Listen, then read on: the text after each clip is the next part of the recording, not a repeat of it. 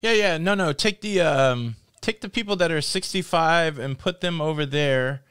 We'll figure out something to do for them. Anybody younger than 65, let's take them. Oh, hey, what's up? Sorry, just doing some future cruise planning. The Europeans, they've set the way with some new cruising guidelines. What does it mean for old people? In today's episode of the Lido Loca Cruise Show.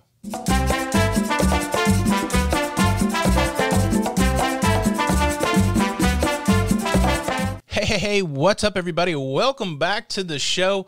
My name's Tony. It's January the 2nd, 2020, and if you enjoy that cruising and travel content, please consider subscribing so you don't miss out on any of the episodes. Well, I took the day off yesterday, and I went kayaking, and I almost died. That seems like an exaggeration. I don't think I almost died. Oh, no. I'm in the tree. Let me tell you this, that kayaking looks super chill, but as soon as my big butt got in the boat, man, I freaked right out. If you want to see me freaking out on my first time kayaking, I'll leave a link to that video above. But just so you know, I didn't think it was going to be that bad, and just trying to have a little fun with my friends. But I'm okay, and I appreciate everybody's concern and encouragement. I really did enjoy it. You couldn't tell from the video, but I will kayak again someday, probably with different gear and in a better health condition.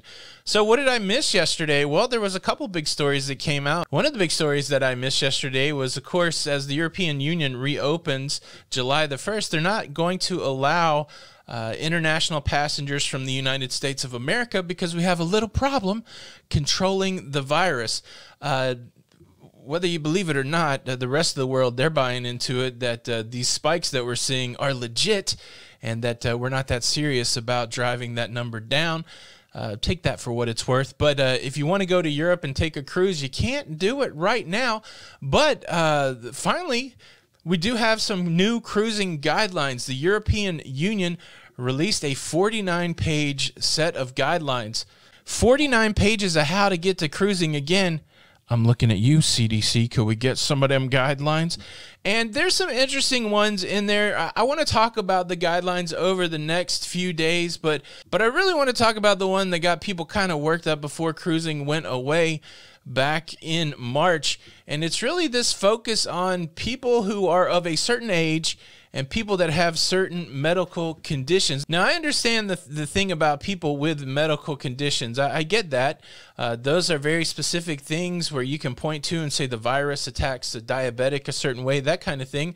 But then they use age. Age is just arbitrary, right? Like we're all just marking off the calendar, and maybe statistically people of a higher age have had more trouble with the virus than not. But I do believe those age numbers are not just straight age numbers. I do believe they're related to these underlying conditions. Now, Section 4 of the policy, titled Options for Measures to Prevent COVID-19 Infectious Passengers from Starting Holidays, that's a mouthful. They have two sections. They have one, the exclusion policy. Straight away it says if you're sick, you shouldn't get on a cruise ship, and the cruise lines should do something to see if people are sick. That's going to be health checks. And then the other thing is high-risk groups. High-risk groups.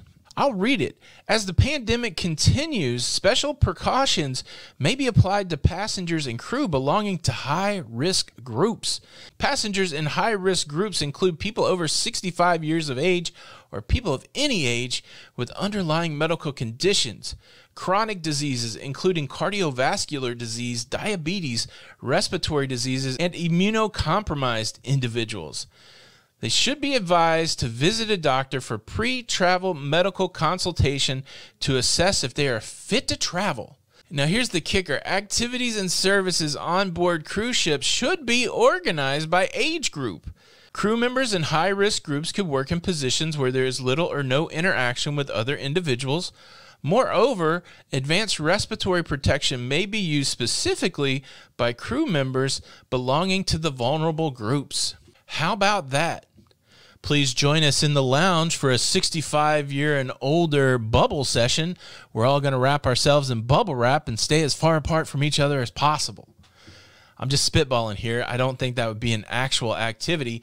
But yeah, so get that doctor's note, get on board, and then get ready to be separated from the young people. That does not seem like cruising to me.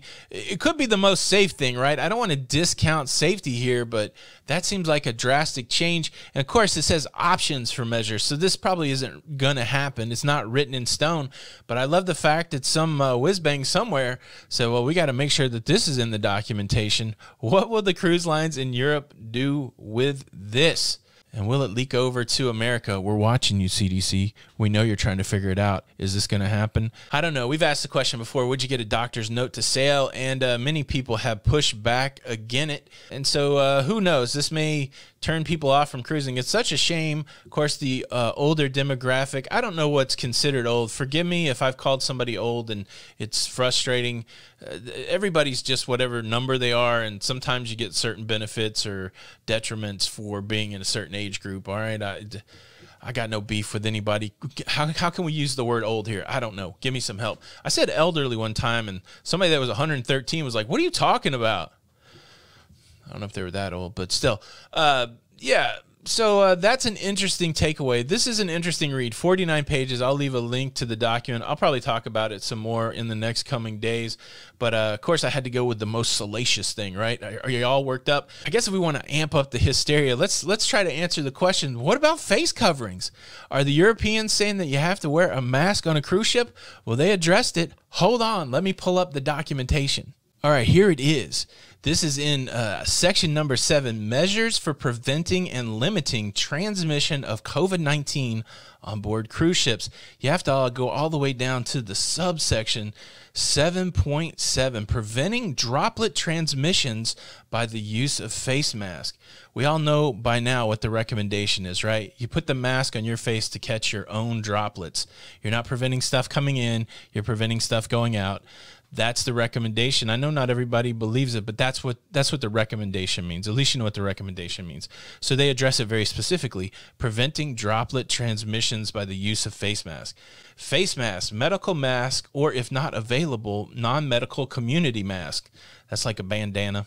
I do think they would do better if they would use the terminology face covering. I think that would be more helpful, because people say mask and then they think of those N95 masks, not what they're talking about. Face mask, medical mask, or if not available, non-medical community mask should be used at the terminal station and onboard cruise ships while indoors by crew, ship crew, and passengers, as described in Annex 1. If the passenger does not arrive with their own face mask could be made available for passengers at the terminal.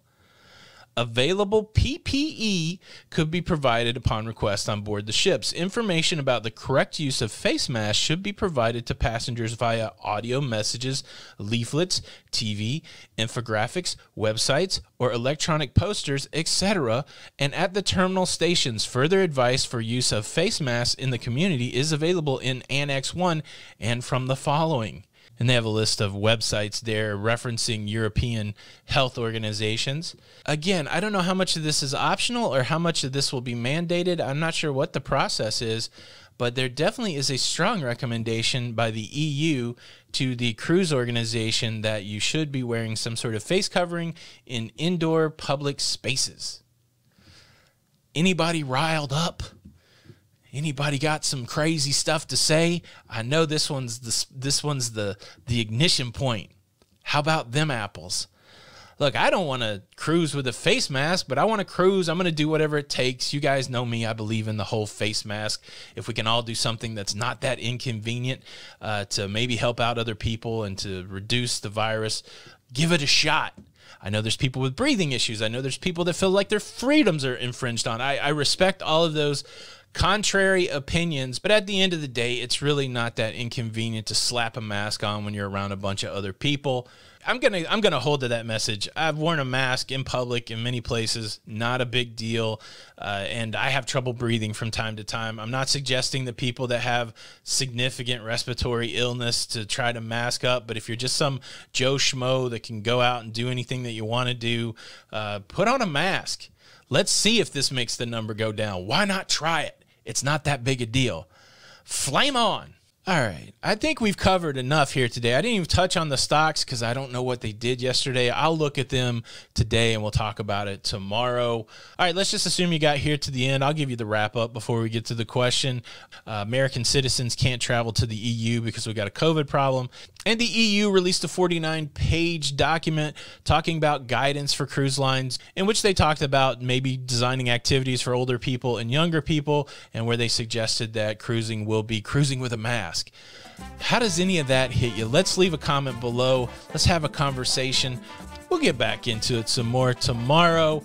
Please show your support for the channel by hitting the like button. Check out some other Lido Loca videos. My name's Tony, and until the next time, we'll see you on the Lido.